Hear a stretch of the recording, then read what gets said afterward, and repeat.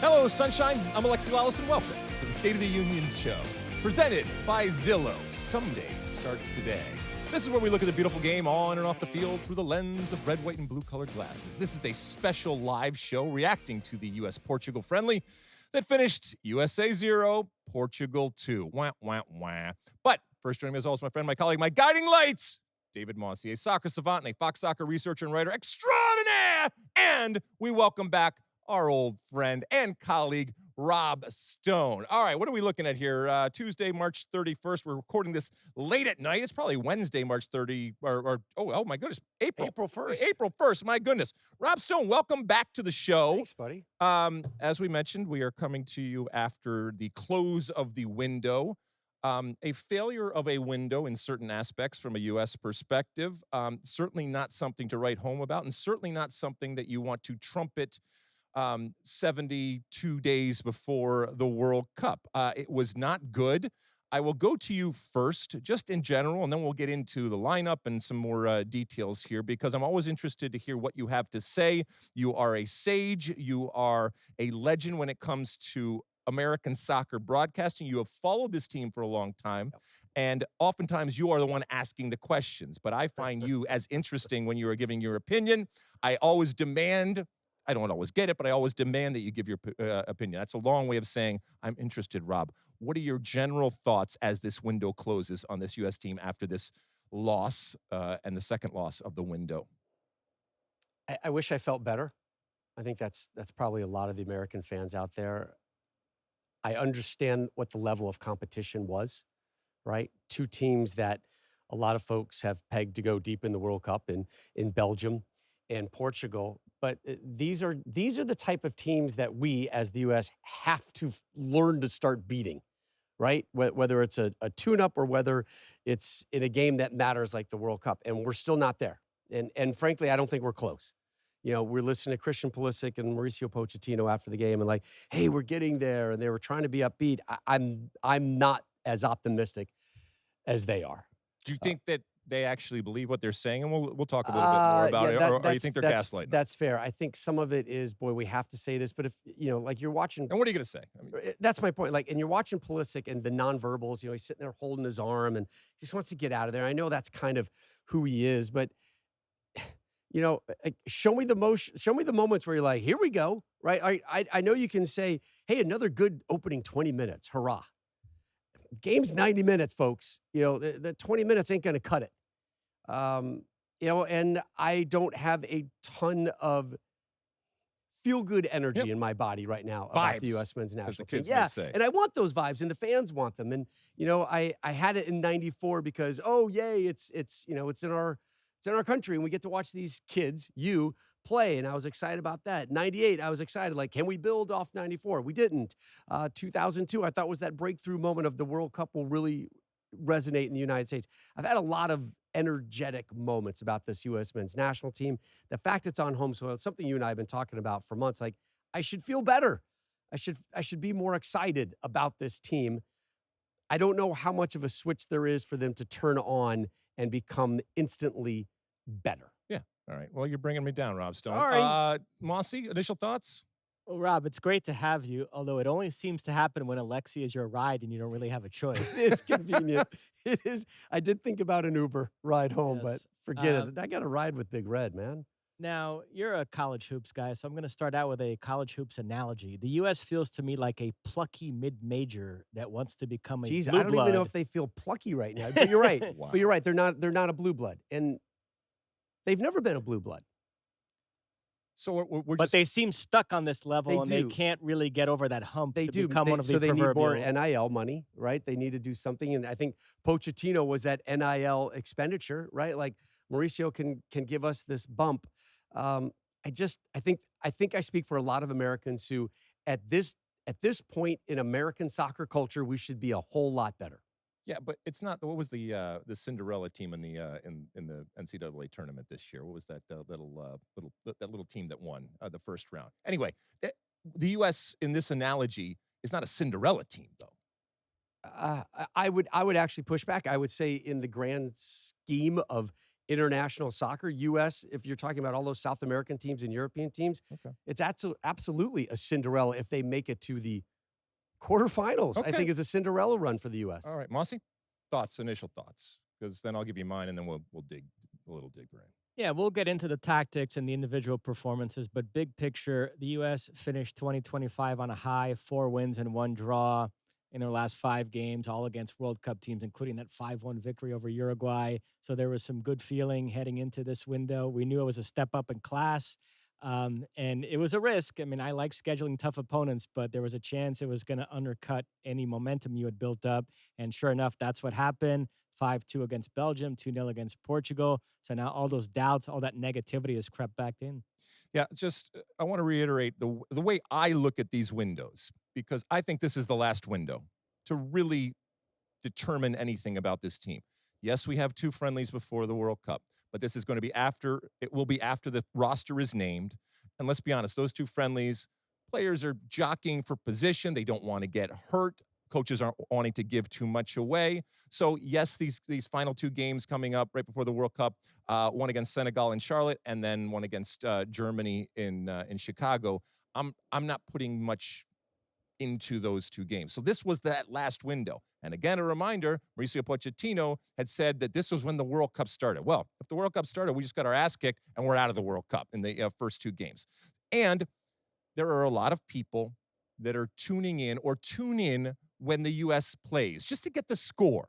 And this is like I said, a bad look when those scores keep coming up and the U.S. isn't scoring, the U.S. isn't winning. And that's not what you need, to Rob's point, 72 days away from not just a World Cup, but a home World Cup. And I'm not saying you have to go out there and win every single game that you are playing. But other than, that first 15, 20 minutes of both the games, to be fair, it does not instill you with a tremendous amount of confidence going forward for what this team is going to do. I am maybe more bullish than Rob Stone and others out there. And it's not Pollyanna. I don't think. I do think that there is a magic that comes in the World Cup. And Mauricio Pochettino, better now than later, and I guess better late than never, to learn some of the lessons, whether it's the individuals or whether it's in general how this team is functioning. But if he's now just figuring out that we are not elite, then that's a problem. Being said, I could have told him that, and you're not going to pay him $6 million to figure that out now 70 days before the World Cup. Shall we go through the lineup? Yes, let's definitely go through the lineup. So for the second straight game, the U.S. started in what we're going to call a 4-2-3-1. Matt Freese was in goal today after Matt Turner started against Belgium, and then the back 4 was Freeman at right back. You had Richards and Trusty at center back, Jedi at left back. Then you had Sebastian Berhalter and Aiden Morris sitting. And then this time around, it was Timmy Weah on the right, Wesson McKennie centrally, Tillman on the left, and Christian Pulisic started up top. Let's go back to front. Freese, I thought, had a pretty good game. Yeah. And remember, I didn't think Matt Turner was at fault on any of the 5 Belgium goals. Nevertheless, I do think Freese comes out of this window even more established as a starter for the World Cup. And he made some big saves today. And, kind of saves that you go, ooh, and ah. And again, I don't want to speak for you, Rob, but I think you'd agree with me that the stable of goalkeepers in this moment for the U.S. team is not certainly what it has been. And I guess they're interchangeable. So I guess it's going to be Freese, but that doesn't fill me with confidence. I get right. This is all you're saying. It's like, I guess that's what's happening. You and I were talking about it driving into work this morning, that Pochettino kind of made a comment. And you're like, wait, did he just say we have 7 goalkeepers? Right? Was that what it was? Yeah. 7 or 8 goalkeepers? Yeah. I'm like, whoa, wait, what? We started the day 72 days out from the World Cup. 7 goalkeepers? That feels like 4 too many, right? Like, we should be down to our final 3 right now, and we should feel really secure who number 1 is. And to your point, Mosse, I think he does feel secure in who that number 1 is. I don't know if the American soccer community feels as secure in that number 1 as they would back in the day with a Tony Meola or a Brad Friedel or a Casey Keller or a Tim Howard. I know I don't. But Freese may rise to the occasion. For sure, but if this is as good as it gets, when you're comparing contrast with what we've been, there's my point. Okay. It's as good as it gets. But that's not good enough, especially and in particular when it comes to goalkeeping, which we've been so good over the years. And we're going to need goalkeeping this summer. We're just crossing our fingers and hoping that Matt Freese is going to rise to the occasion and make those big And saves. I think we're doing that almost across the board. Like, boy, we hope they can figure out the central defense. Boy, who's we going to be never in the crossed midfield? our fingers Boy, when who it can- came to some of the great goalkeepers in the past. Correct. That was So yeah, that was a lock. So that's a problem. Let's go to the central defense. We know Tim Ream had a rough game against Belgium. I no longer consider him a lock starter. I actually thought Austin Trusty was pretty good tonight. Remember, Miles Robinson missed these 2 games. You still got the Noah Kai Banks situation out there. But I do think, Chris Richards aside, there's still lots of questions about who those other defenders are going to be at the World Cup. Yeah, I think Trusty actually did himself. Not many people after this window are looking better. I do think Trusty actually injected himself into the conversation. I thought he actually had a pretty good game. Freeman, we've already seen him. I thought it was fine. Richards, I think, again, made his case as to why he needs to be in there in pen. But to your old man Ream, unless they're going to play in a 3 back situation, he might have lost his starting spot. Serginho Dest, hopefully he heals from that hamstring. I would like to include him. I'd like to see him starting. But again, and you just used the word, Lex. You're like, fine. Fine is not a compliment. Yeah. Fine is one of the worst things you can say to describe anything. Fine, whatever, and bro. Those are like my 3 least favorite words in vocabulary right now. And we've had plenty of time, and we have put in plenty of resources to not be, again, 70 days away from a home World Cup and just saying, again, I'm not okay, trying to be a fine. downer. I feel like I'm just being realistic. And if anything, I have been bullish on American soccer. I love the realism. I love the honesty too. But this is, this is going to be a bitch of a fight come June and July. It's going to be an absolute battle to be one of the top 2. Should they get out of this group? Absolutely. But let's go to central midfield because, as I mentioned, it was Aiden Morris and Sebastian Berhalter tonight. We also saw Johnny and Tessman in this window. I think Tyler Adams, who was absent, will obviously be one of the starters there, but that other spot next to him is completely wide open. It could be any of those players I just mentioned. So give the list again. So you were talking about Tanner Tessman, Johnny Cardoso, Christian Roldan, Sebastian Berhalter, Aiden Morris. Yeah. I think it's another toss-up type of thing, and I think it might not even come down to their soccer ability. Maybe in this case, it's Poch feels something, because the differentiation between they're all different players, but I completely agree with you. And in this scenario, you're still counting on Adams to be healthy, which isn't assured by any stretch of the imagination. Thoughts on Johnny Cardoso playing 45 minutes against Belgium and then going back to Atletico Madrid because he picked up a knock? And then we find out he's okay. At least that's the rumor right now. I mean, come on. This is the last window before the way I look at it, it's the last window for the World Cup. I think it's ridiculous. But, maybe they worked out some deal. I just think. Why are we working out deals? I don't know. Right? Why are we working out deals? Like we worked out deals at the Gold Cup. Like all we're doing is cutting deals. I'm tired of dealing, right? Like you're ours. Maybe we need to cut a better deal. You're ours. I swear, Lex, I said this, I mumbled this at some point a while ago. I was like, you know what? I wish this U.S. team went old school and just said, everybody, the Mission Viejo. And we're bunkering down, club be damned. Like if we really care about this World Cup, sorry, MLS, sorry, La Liga, sorry, EPL, whatever. Come on in, guys. We got to get together and we got to figure things out because I don't feel, and again, I'm not in the camp. I understand. These are the nonverbals that I'm seeing and the results. Like this is a real good team. Right? A team. I don't know what that heartbeat of that team is. I don't know. I feel like Ream wears the captain's armband just because who else are you going to give it to? Yeah. Should we move ahead? Yeah. So once upon a time, a lot of people had Weston McKennie as that player alongside Tyler Adams. It's pretty clear that Pochettino views him as somebody that's going to play further up the field. And I agree with that. Yeah. I'm going to save Pulisic for last in this conversation, but let's hit a couple of other guys first. Malik Tillman, I thought, struggled against Belgium, was better today. Gio Reyna didn't show much in this window. So how do you see those other spots behind the center forward? You've also got Diego Luna out there, Brendan Aronson. Yeah.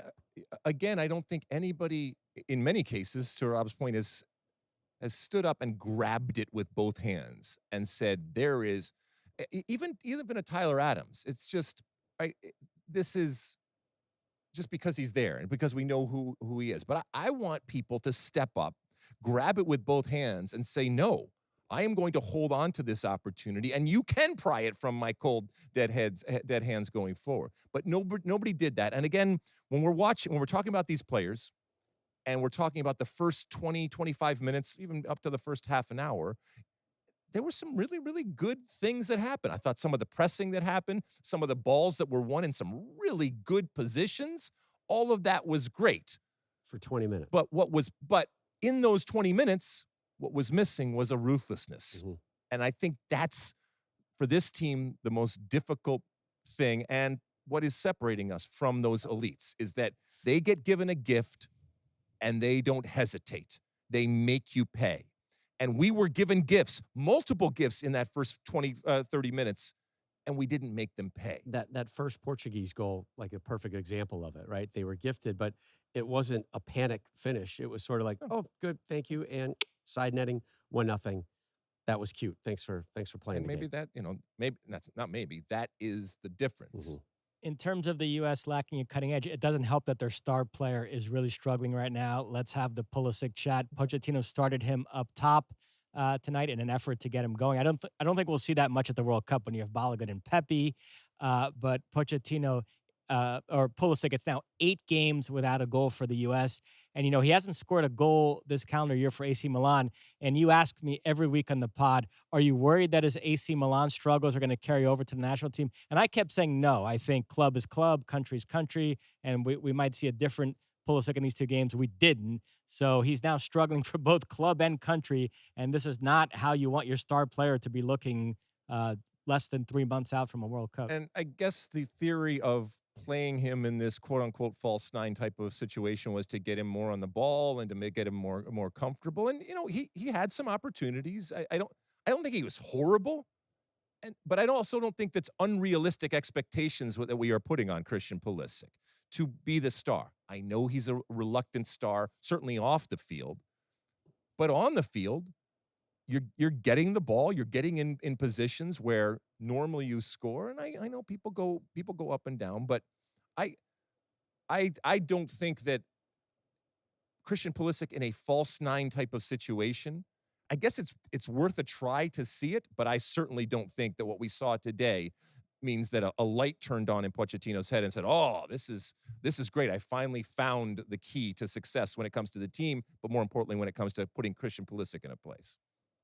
I mean, there's a reason Pochettino did it, right? He's worried about his star. We need to find something. We need to, maybe he's more comfortable here.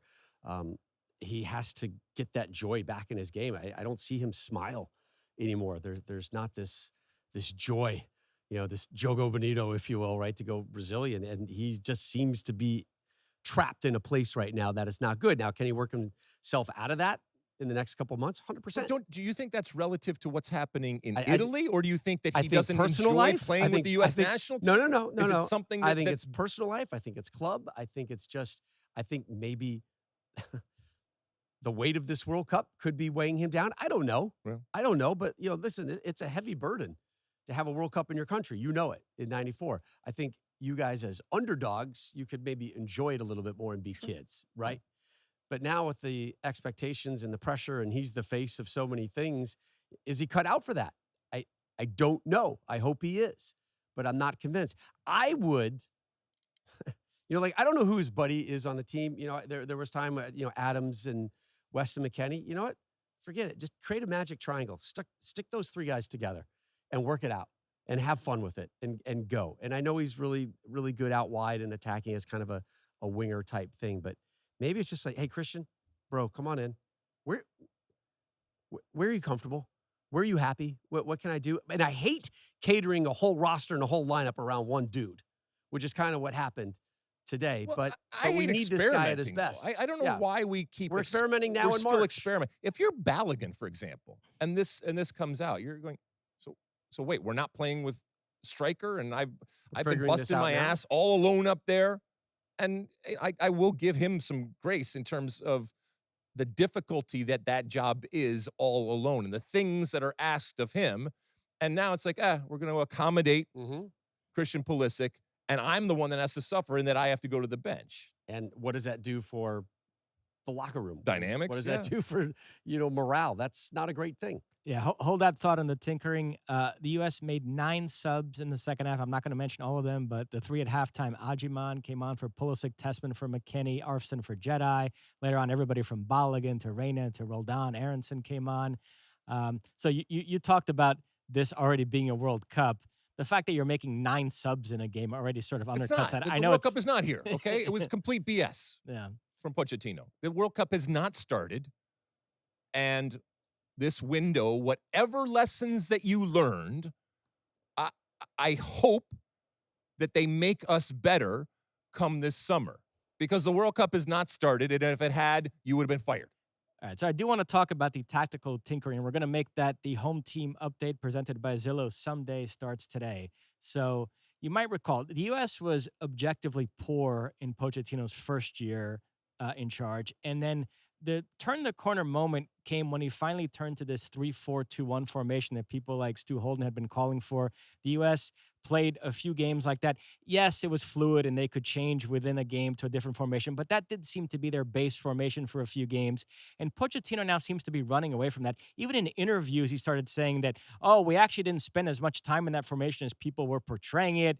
And pointing out different ways that they were playing in those games. And then in both these matches, he started in more of a 4-2-3-1 look, and we saw Timmy Weah as a right back in one game. We saw Christian Pulisic as a false 9 in another. So are you concerned that we're 72 days from the World Cup and suddenly the formation seems to be up in the air again? Does it bother you that as we sit here today, the U.S. faces Paraguay in the World Cup opener? I couldn't tell you if they're going to line up in a back 3 and a back 4, and several guys that I'm not sure exactly what position Pochettino views them. It bothers me in that it's one thing if you're trying something to have it in your back pocket. I get that. But we're not fooling anybody. We're not sneaking up on anybody with the way that we are playing. And if Pochettino honestly believes that playing 4 is better for this team and is the primary way that we are going to play, even though we might come out as 3, that's fine. That's okay. I want some consistency. From the outside, I want some consistency. I can at least put myself in those shoes and say, yeah, I want to understand how we are going to play. Again, you have very limited time with these players. So you have to be as efficient and simple as you possibly can. And so, yeah, I mean, I remember back in 98 when we changed to the 3-6-1, and everybody kind of looked around under Steve Sampson. Now, he might believe that that's the way that we should have gone, and it's oftentimes associated to either a game or a moment when things go great. And it's like, the light turns on. This is how we should have been playing all the time. That's very, very dangerous to do, especially as you get closer and closer to the World Cup. And so, yeah, it was this window for me. I went back to scratching my head more when it came to Mauricio Pochettino because of the experimentation and because of the different things that he did, especially being so close to the World Cup. Rob? It's a sign to me of borderline panic, right? What's working is not working, right? My best laid plans are not happening right now, and I need to figure something out because clearly things aren't happening. Again, we're talking elite level opposition, right? And to be the best, you got to take on the best. There's also a part of you in there, like I remember watching my kid in the travel soccer, right? And sometimes you're like, I'm tired of playing up. I'm tired of playing these teams that just sit there and bang on you. You know what? You know what my kid and his team need right now? They need a lift up. They need a win, right? They need some confidence. I don't know where the U.S. is going to get any confidence before they take on Paraguay. Like 2 real good quality tests coming up in May and June. And to your point about the experimentation, if something works in one of those 2 games, all of a sudden we're putting chips over there like, well, here we go. Now this is what we got to do. And that worries me. But, also it gives me hope because at least something is working. Yeah, I guess. I hope. But, for example, Tim Weah at right back. Like we said last show, you're taking away what makes Tim Weah good. Yes. All right. And even today, in what wasn't a great performance, he's more comfortable. He's more comfortable in that. Now, if you don't want to play like that, then it means that Tim Weah probably can't play on the field. But to force him in, I know there's a time and place sometimes for just getting as many good players on the field as possible, but it just seems like we're trying to put, square pegs in round holes too many times. And there are certain things that are kind of big picture and problematic and challenges. There's certain things also that need to be buttoned down and should be buttoned down. For example, the goal today at the top of the box. All right? That's ridiculous. Oh, my Lord. Corner kicks are set plays. They're the one time in the game of soccer that kind of flows where everything stops and there's a rehearsed play, both from an attacking perspective and from a defensive perspective. Everybody's been in a locker room and they put them up on the board and this is who you're marking and this is how we're going. And whether it's you're marking man-to-man or whether it's marking in a zone, it should never happen that from a corner kick, somebody could get the ball, hit it to the top of the box, and have somebody not hit it first time and hit it in the upper 90 and you go, wow, that's a freaking great goal. But plenty of time in the air in order for a defender to get close and to make it difficult, block the shot, whatever. But not only is that able to happen, he's able to bring it down, not with a good touch, with a bad touch where the ball goes up, and we still have time for the ball to come all the way back down and then for the shot to occur. That's inexcusable at this level. It is a simple thing. If I was in the press conference, I would have asked, and maybe he did, and I apologize if I didn't hear it. Mauricio Pochettino, whose job was it to cover the top of the box on a corner? And if it's nobody's job, that is a big problem. And if it is somebody's job, maybe you don't want to say it in public, but you better be tearing him a new asshole because he wasn't there. He wasn't even close. And it costs us. And these little things, these little details, they matter. And something like that, that's not about a scheme, and that's not about, beautiful play, or that's not about big picture type of stuff. That's literally something that you can say to any player at any level. And there's the responsibility. Whether they take it or not is up to them. Stu Holden is shamelessly trying to insert himself into our show. He did submit a question for you guys. He is We've heard of him, isn't he? Yeah. He From LAX. I hope he made his flight. He cut it very close tonight. But hey, boys, great shift today. The field is set. Does this window change how you feel about the World Cup chances for USA? Not for me.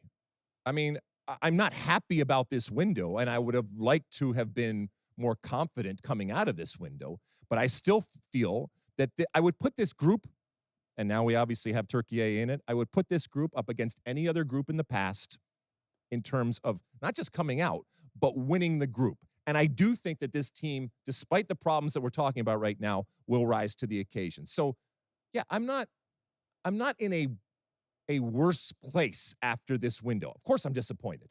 And of course, I am concerned, but I don't think that I have regressed in that I can put myself in the other windows where it went great. And, the pendulum swings and we're emotional and all. But I don't know, Rob, I feel that you're more pessimistic and more cynical and more. But you know what? I was also always leery of Türkiye getting through and what they would provide as far as opposition to the U.S. and what that meant for the Group D as a whole. I forget what World Cup it was, Lex. It was one of the ESPN World Cups. And their tagline, the theme was one game changes everything. Mm-hmm. And that first game now for the U.S. is just absolutely paramount, right? And it not that it hasn't been in the beginning, but if you stumble out of the gates in L.A. against Paraguay, like real big because you have to get your business taken care of before you see Türkiye in L.A. to close out the group stage. I think Türkiye is the favorite. I think they're going to win their first two games fairly comfortably. I think the U.S., it's going to be more of a struggle. Can they win those two games? Absolutely. Should the U.S. get through? Absolutely. But I think Türkiye is the favorite right now. Right now. Still Mosse? Time to go. Mosse, do you feel different about this team now? To Stu's question? I feel worse than I did before this window. And by the way, the U.S. has lost their last 8 matches against European opposition. So, that's our bugaboo, right? Yeah. I mean, they have our number, and I get it. All right. Well, it's the third game too against. We'll get them in Germany and Chicago. That'll turn things around in June. By the way, you mentioned Steve Sampson. Yes. I sent Sean Sullivan a Steve Sampson related text about 5 minutes ago. He has inexplicably not responded to me. Really? Yeah. he's worried about that. You know, he had a much shorter day than we did, and he seems more out of it. So. Cold mouth. All right, what do you want to talk about now, Mosse? All right. Are we good with the U.S. Or I do we mean- still have, there are some interesting Pochettino quotes I do want to. Oh, okay, yeah. Let's definitely get to that. And again, I want to be fair, and yes, despite what people may say, I want to be kind to Mauricio Pochettino. From the moment that he was named U.S. soccer coach, we recognize that English is not his first language. It's not only not his first language, but I think he really at times struggles to communicate what he wants. And so, you know, when he is talking, whether if it's in English, obviously we're left to kind of read way between the lines. And when it's in Spanish, obviously, I think he's much more comfortable. To that point, real quick, I'm sorry. I understand it, right? We've listened to a ton of his press conferences. We've met him in person. Just an absolute gentleman. Love him. Have great respect for everything that he's done. But there is a legit language barrier for us in the media. I wonder if there is a real communication barrier as well inside that locker room where he might say one thing and an American might take that to imply something where he's saying, oh, no, actually, what I really want to imply is this. Honestly, I'm dealing with the same issue with Ancelotti with Brazil. He's making an effort to speak in Portuguese in the press conferences, and he's getting a lot of cred for that. But it dumbs down a guy who's one of the great coaching minds of all time, and you don't get any nuance in any of his answers. And yeah, I wonder about the communication with the players too. So it's always an interesting question with foreign managers. Are you better off at least making an effort to speak in the native language, or? And I want to give him the benefit of the doubt when Pochettino says some of these things, because if I don't, I'm going, oh my God, this is a big problem. He's either completely delusional about what's going on, completely naive, maybe completely hypocritical, and this is a problem. But to your point, I think he's a smart guy. He has incredible experience. It's just very difficult. And if that message is not getting through because there's a language barrier, that's a problem. All right. So let's unpack a couple of these quotes. First quote: "I am more positive than I was before. We are not far away. It is only details we need to improve. When we match the opponent and the ideas we need to match, we will have the possibility to beat them." The possibility. Yep. Maybe. And then how about this one? Belgium and Portugal both have top 100 players. I think we don't have that. So now that's him, Okay, but again, we do not need to pay someone $6 million to tell us that. We need to pay someone $6 million to do things that we haven't seen before and to get the players that, yes, we can admit aren't in the top 100 in the world, if that's what you want to talk about, to be good as a team. So if we go in the World Cup and we don't do anything, you can't just say, oh, yeah, it's because we don't have the 100 players. Okay, that's fine. This is stuff that we know already. A lot of nations don't have top 100 players that are in the World Cup and are going to get through to the round of 16. All right. I'm more positive than I was before.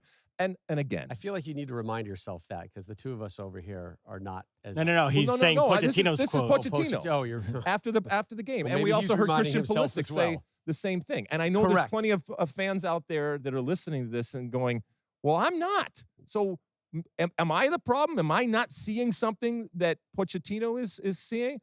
As I told you before, I think I am more positive than both of you. So, what has you positive?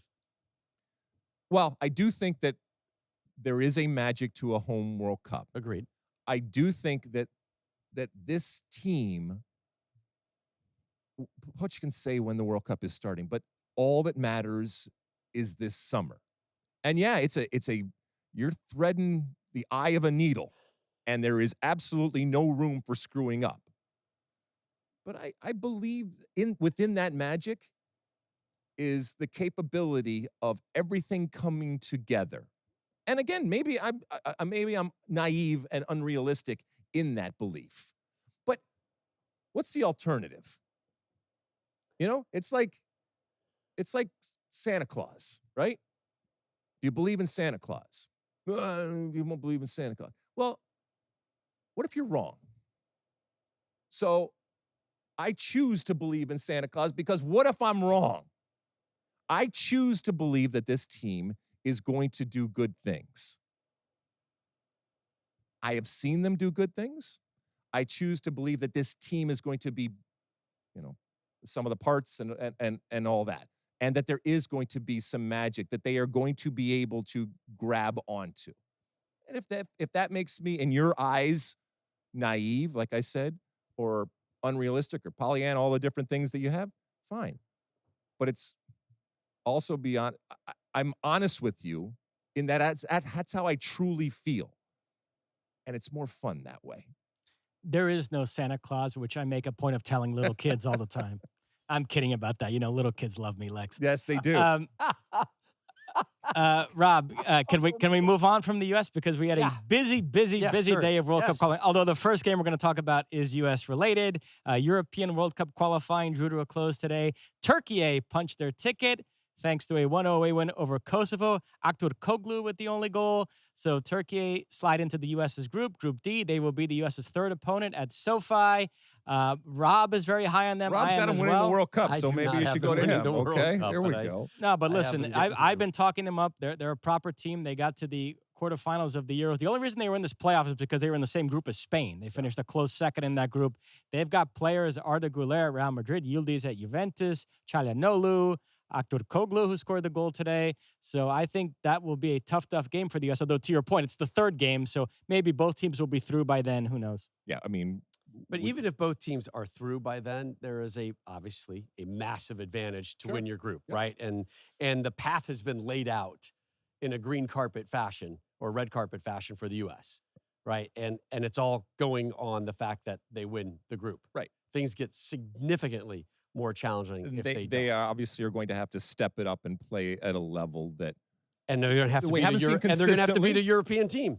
Yes, and they're going to have to be a European team. Exactly. So, well, anyway, congratulations. Yep. We welcome Türkiye to the World Cup. We welcome Türkiye to our group, and then we want to beat up on them. First time since 2002. Remember, they reached the semis of that World Cup, lost to Brazil 1-0. Ronaldo scored.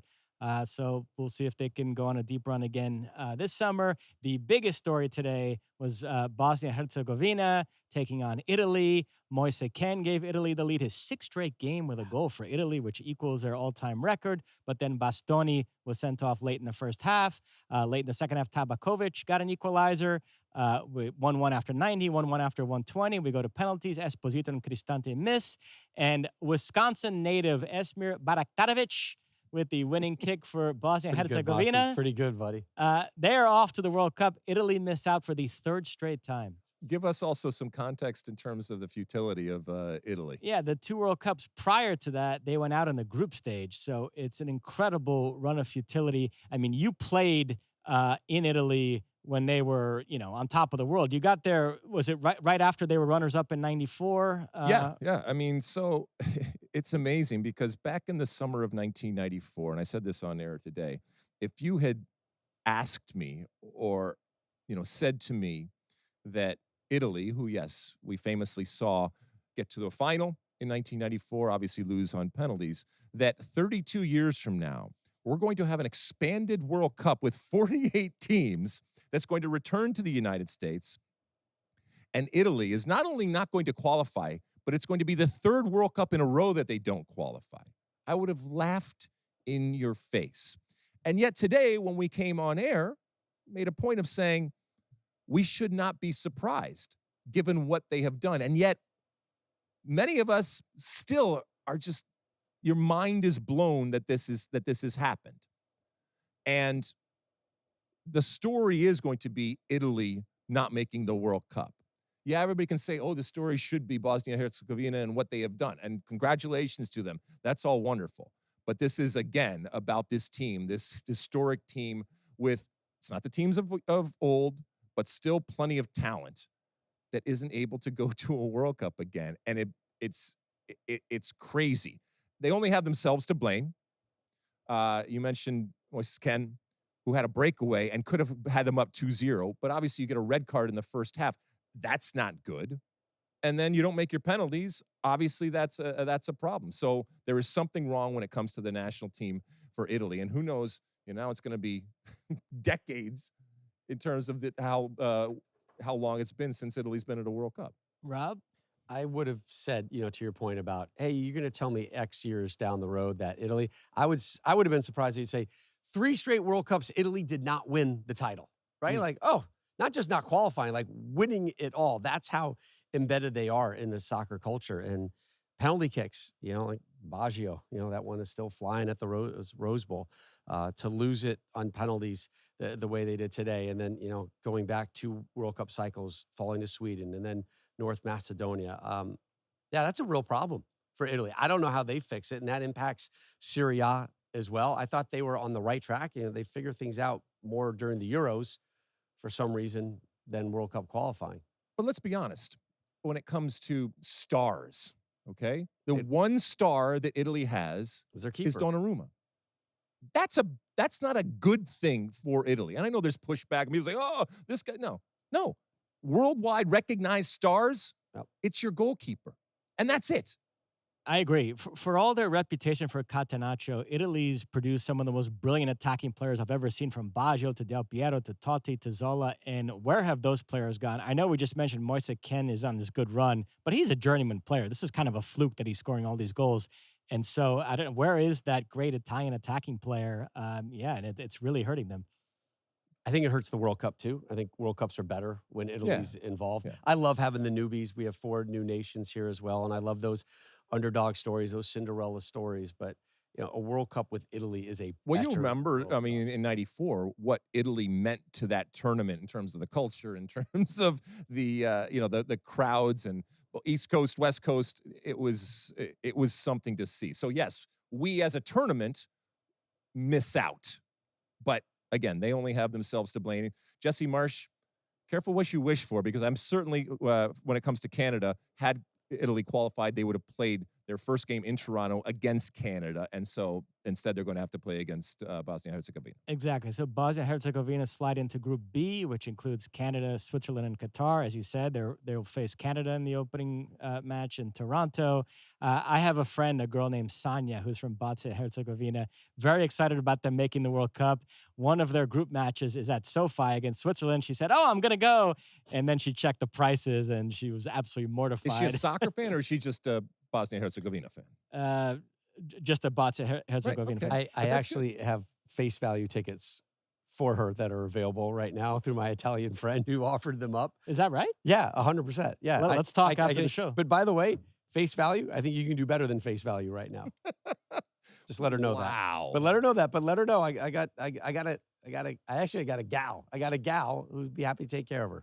I might have exaggerated my stature at Fox. So she's expecting me, like, so you can get tickets, no problem, right? I'm like, yeah, I'm not quite on that level. But all right. So no Italy. Yes. Italy. But we do have Sweden. They claimed a 3-2 win over Poland in Stockholm. Gyökeres got the winner, and he was the star the last few days for them because he scored a hat trick against Ukraine in their previous game. So Sweden off to the World Cup. Remember, they finished 3rd the last time the tournament was held in the United States in '94. You and I were reminiscing about that team today with Martin Dahlin and Thomas Brolin. Yep. We know Zlatan, who's going to be with us this summer, is going to be excited to cover them. So, yeah, Sweden off to the World Cup. Yes. Moment of thanks to Robert Lewandowski. I don't know if we will see him again at a World Cup, but obviously his Poland team not going through. So, yeah, all right, the Swedes are here, and they're good. They're good on the field and off the field. Tunisia, Netherlands, Japan, in that order for Sweden. Monterrey, Houston, Dallas. That group to me is really interesting. Tunisia was 0-0 with Canada? Correct. Today. The Dutch, I think, are the favorite in Group F, but I think 3 of those nations are totally fair game for second place out of Group F. Yeah, Japan beat England today. Mm-hmm. I know you're buddies with Bill Simmons, so you'll appreciate this. There is some Ewing theory stuff with Zlatan and Sweden, because some of their best results have come in the cycles he wasn't involved in, and they didn't do much when he was there. That to him this summer when we're working together. I love that. So wait, Ewing theory, is the U.S. better without Pulisic? Oh, well, I'd have to see a run of games, and then we can judge. Right? But. Crazy. No, the world is better with Zlatan. Everything is better with Zlatan. including the cologne. All right, who else is coming? And then Czechia, they prevailed on penalties against Denmark. It was 1-1 after 90, 2-2 after 120, and then we go to penalties. Czechia won, and they are off to the World Cup for the first time since 2006. Remember, they beat the U.S. in their opening match of that tournament 3-0. Thomas Rosicky scored 2 goals, and we'll see what the Czechs can do this summer. And they're going to Group A, right? They're going to Group A with Mexico, South Africa, and South Korea. And that would be the third game they play Mexico, right? In Mexico City. So they open with South Korea, Guadalajara, and then South Africa in Atlanta, and then back to Mexico, take on Mexico in Mexico City. Disappointing for Denmark. You know, they had a little something going there. They got to the semifinals of the Euros 2020, which was played in 21 because of COVID, and they were kind of a trendy Cinderella pick going into the 22 World Cup. Since then, they've been on a bit of a downward slide. They went out in the group stage of that tournament, and now they don't even make it in 26. Their penalties today were awful. Yeah. Awful. And it's, I mean, with the size of this World Cup, if you're not in it, something's wrong. It happens. Look, things happen. We all understand that. But in an expanded World Cup, for some of these traditional types of teams to not be there, it's got to be painful just in general, but it's got to be that much more painful when you realize how many teams are actually going. And we've worked with Peter Schmeichel. You wonder what's going through his mind right now. He was not, as I said, bullish about the Danes going through. So, he's not happy, but I don't think it's a surprise to him. All right, so we also had 2 intercontinental playoff matches that took place in Mexico. First up, it was DR Congo, or is it Congo DR? I just called it Dr. Congo DR. Yes. Just cover all your bases. And make sure everybody understands that you have to be very, very careful, and it is important, whether you put the DR before or after, and we'll figure it out from a Fox perspective come this summer. FIFA says one thing. Right. Everybody else says But we'll do it. But you can't just say Congo, because there is also Congo. As I explained to JP Della Camera, yes. We have to. I did not think I'd be explaining African geopolitics to JP Della Camera, but 48-team World Cup. So DR Congo with a 1-0 extra time win over Jamaica in Guadalajara. Twanzebe with the only goal. So they're off to their first World Cup since 1974, when they were known as Zaire. They had a dictator, Mobutu, back then. It was the same year as the Rumble in the Jungle, Ali Foreman in Zaire. But they're now DR Congo, and they enter Group K with Portugal, Colombia, and Uzbekistan. Record 10 African representatives at this World Cup. Jamaica, oh man, how far they have fallen. They continue to go lower and lower. The last and only World Cup, 98 in France. And we look at that roster, and I remember in years past, would you say like 4 to 6 of the starters would be MLS, another batch playing somewhere in England or whatever. Now you look at the roster, it's Andre Blake for the Philadelphia Union, and then there's guys who are playing in the U.S. but playing in USL. And obviously they've got plenty of issues that are going on in that country right now, but on the soccer field, they have lost their magic. A couple things with this game. You mentioned 74, so they join Haiti, right, as backs for the first time since 74. Yeah, we only have 4 newbies, but we have a lot of countries that ended long droughts. Exactly, and that's fun to see, both on the field and the crowds that they are going to that I think that they are going to bring. Jamaica was not good. Also, it was interesting watching these 2 games happening down in Mexico. These are World Cup venues for this summer. And we had an interesting discussion off air about the fact and the reality is that our game now has quarters. The hydration breaks were in effect for these games happening in the middle of each half. I don't think they took the full 3 minutes that is going to happen. It didn't feel like it this summer, but it was, literally a stoppage. And we saw the pendulum swing at times and the dynamic of the game fundamentally change in these moments where coaches can have a couple minutes to impart some sort of information. And it is changing the way the game is coached, obviously the way the game is seen, and I guess the way the game has played. We also saw the difference between a day game down in Mexico at an outdoor venue and a night game. And the difference, and we also know that there's indoor games when it comes to this summer with the likes of Atlanta and Houston. and Dallas and Vancouver. So a lot of interesting things that are going to happen this summer. That doesn't have necessarily to do with this particular game, but it was interesting the way you guys were talking about how we're going to cover it and how the game is ultimately going to be played. And then the second match, Iraq beat Bolivia 2-1. Iraq scored first through Al-Hamadi. Then Paniagua, this wonderful 18-year-old Bolivian player, equalized. But then in the second half, the hatchet man, Hussein, with the winner. Iraq prevailed. They're off to their first World Cup since 1986. Rob?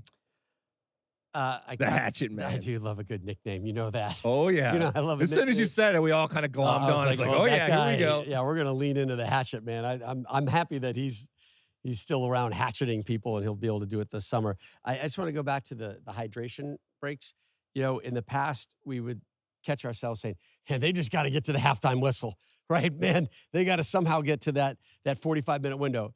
A couple times today, we're like, they got to get to the hydration break, right? They got to regroup. They got to figure things out. It's 100% it's a timeout. Listen, it's a money grab, I think, as well. I think we're not going to do a hydration break in Qatar, but we're going to do one in North America. All right.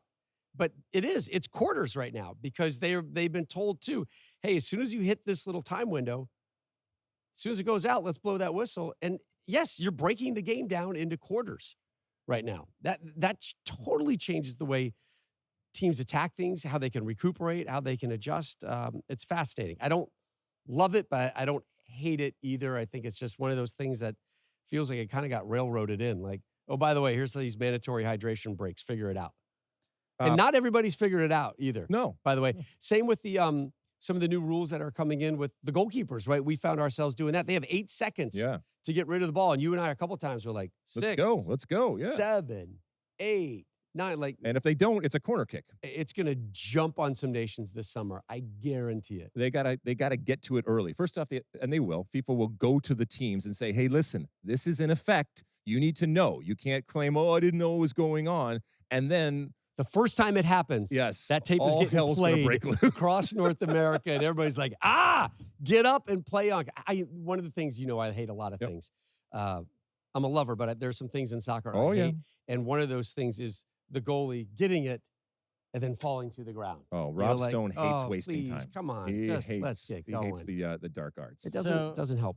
Iraq go into Group I with France, Norway, and Senegal. Good luck with that. Quick correction, by the way. I said on a recent episode that Bolivia's lone World Cup appearance was in '94. That was their last appearance. They had a couple prior to that. And by the way, I also put that wrong in a script, and Rob Stone caught it and fixed it. This man was on the ball. 3 World Cups, 1930, 50, and 94. Exactly, but you're human. You make mistakes. You're fallible, like all. It does suck, though, as a researcher. Like, the one time you make one tiny mess up, jump, hey, right here, what are you doing? Yeah, what about the 18 million correct facts that I had and the 2,500 that you screwed up on over the last couple of years? You do an amazing job, David Mosse. Thank you. Yeah, and we're late. It's 11:37. Don't worry about it. Pacific, and he's still hanging out with fast. us. People are hanging with us, or they're getting up in the morning and everything. By the way, speaking of the morning, breakfast in Baghdad. All right. Congratulations to Iraq. We've still got some friendlies to go through. Hold on. And I have a Paul McCartney story. Oh, yeah. Well, don't worry. We'll get to it. There's no rush here. There's no rush here. Sean Sullivan might feel No, otherwise. let's pay off the Iraq thing. Congratulations to Iraq. It wasn't easy, and they had stops and starts. They got the goals ultimately that they needed. We know off the field it wasn't easy just even to get to Mexico with the visa problems and the travel problems and all the different things that were going on. But they held on. I will say this when it comes to Bolivia, and I mentioned it on air, Mosse. You mentioned the number of teams from each confederation. As we know, CONMEBOL has 10 teams. Okay, I think the Asian Confederation has 47 members or something like that. So Iraq going relative to if Bolivia had Bolivia won this game and gone to the World Cup, 7 of the 10 teams in CONMEBOL would have gone to the World Cup. Again, you parse it out, and South America is wonderful and has brought us wonderful magic. But there's a part of me that says this is kind of cool to have another team from a confederation that has 47 members going, especially one that hasn't been there in a long time. All right, so there were some friendlies we also want to discuss. Hold on. Their nickname. Oh, Rob's going to say this The constantly. Lions of Mesopotamia. I mean, come on. That's a banger. I mean, it's beautiful. that's just waiting to be on a T-shirt, right? We had White Wolves. the Leopards today. The Leopards. DR yeah. Cargo. Fire them in. Yeah, I feel bad for Bolivia. I really think they have a great future. I love the young players that they had. Terceros, too. I think they would have caused some problems in the World Cup, having those extra couple months to mature and all the great seasoning that they would have gotten in Mexico. But in the end, the Lions of Mesopotamia move on. Speaking of Mexico, we do this compare and contrast between Mexico and the U.S. They faced the same two opponents. They drew Portugal 0-0, and then they drew Belgium 1-1. Jorge Sanchez with their goal. Luka Bacchi, who scored twice against the U.S., got the Belgium goal against Mexico. But so Mexico had a much better window than the U.S. So it's great for Mexico. They're definitely going to have not even the Quinto Partido, right? It's the Sexto Partido now, if we're talking about, because you had another round of 32. So everything's fine for Mexico. So, no, congratulations to Mexico. They did actually look good, and this is a positive window, I think, for our friends to the south when it comes to Mexico. But again, if they don't, I mean, what if they come out and the bet in that first game against South Africa down there? They're not going to do that. Could be a problem. No, they're not going to do that. Oh, you're bullish about Mexico. I'm not bullish about them, but I'm bullish about them in their group. I think they're prohibitive favorites in Group A with that home field advantage. I think it's just going to be so massive. So wait, Mexico, South Africa, South Korea, and Czechia. And you're putting you're putting Turkey as number one in the group that the U.S. has, but you're not, but you're putting Mexico as number one in that group because Mexico is better than the U.S. right now. Even in the group that they're in. Yeah, yes, I am. South Korea. Yes. Mexico's better than South Korea. South Africa, again, fine. Okay. I might not say they're not better than South Africa, or South and then Korea, Czechia, but they're going to get through as the group winner. Okay. Yeah. Bueno. Yeah. Super bueno. Brazil beat Croatia 3-1 in Orlando. Brazil's goals Danilo, Igor Thiago from the penalty spot, and then Gabriel Martinelli. I recorded this match. I'm going to watch it tomorrow. They left it late. Mm-hmm. We hired this lovely Brazilian reporter, Natalie Guedra, to work with us this summer. I don't care if it hasn't been announced. I'm announcing it now. I cannot wait to email her my thoughts after watching this game. So you haven't watched it because we were watching it, but you didn't watch. Well, I haven't watched the game, so I can't. Okay, really... but you know what happened, right? We're not giving any. Croatia equalized late in regulation, and then a penalty kick, and then a really nice goal. Brazil was littered with injuries in this window, and so Ancelotti said, a window that ideally would have been to kind of start to finalize things, it became more about tests and observations. And there were some interesting performances, some players that I think might have worked their way into the mix, but you didn't see much in terms of neither lineup. We played France a few days ago, lost 2-1, and then in lineup today that beat Croatia 3-1. Neither lineup is even close to a lineup that would play in a World Cup game. Why are you fighting this so much? I talked earlier about opening your heart. That wasn't negative. That was just You've been a so neutral. negative about Brazil. No, I'm a negative guy. Why are you fighting it? Let love into your heart, my friend, all right? Be romantic. I told you, it's fun. It's much more fun. What's their ceiling?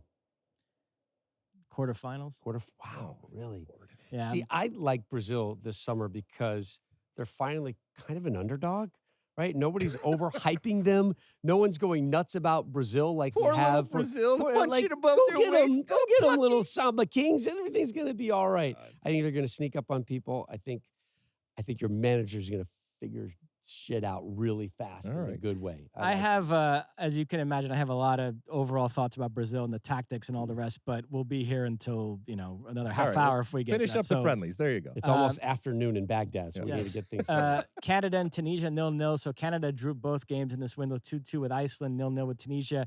Now, I haven't spoken to you about Jesse Marsh's comments regarding the U.S. Soccer Federation essentially offering him the job and then pulling it back. There's some rumors that some players got wind of that and reached out to the federation and said, we don't want to play for this guy. What do you make of the whole Jesse Marsh thing, his relationship with the U.S. right now? And then he goes on to say, I'm better off with Canada. Yeah. That country fits me better right now. I find it odd, and out of character for a really smart guy, Princeton educated. He's been around U.S. soccer circles as a player and as an assistant manager as well. When this was going on, all I could think of is, I guarantee you Bob Bradley just wants to call you, right? Or text you and be like, what are we doing? Like, why, Jesse? Why burn bridges? Because if he didn't speak up, if he didn't create this angst, listen, we know very well in 80 plus days or whatever that we're going to need a new manager for the U.S. men's national team.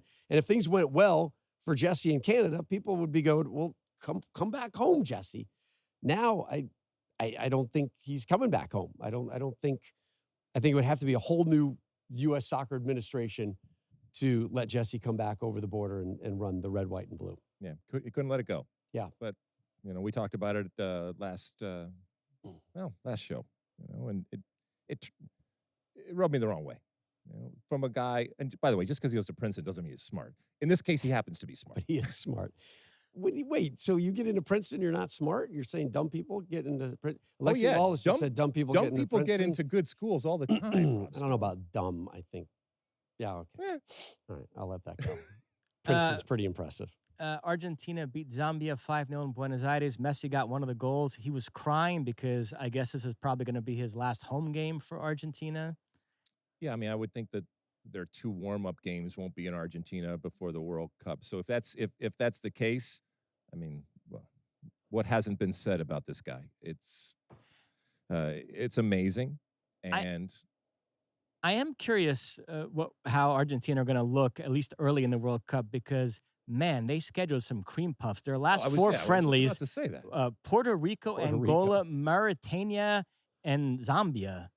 That is not the way to prepare for a World Cup, but Bizarre. I mean they do have. Who's signing off on that? They ducked Spain. They can put whatever spin on it they want. They could have played Spain in the finalismo when they ducked them. So still a lot of talent there, of course.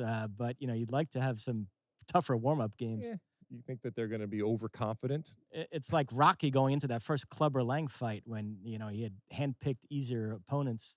You would rather they're more of an eye of a tiger type of approach when it comes to Argentina? I think you can blend it. I think you can blend them, right? Like have some uplifting games and have some real challenges. Listen, those guys get plenty of challenges at the club level, but you're right. All right. Well, congratulations to Argentina and Messi on beating Zambia. Rob Stone, favorite Rocky movie of the franchise? Oh, one. The original, the OG. Yep, one. Because it has less to do with sports and more to do with the actual character and story. Sean Sullivan rides for 4. Ivan Drago. Really? Yeah. Again, solid. Yep. Agreed. But yeah, the OG.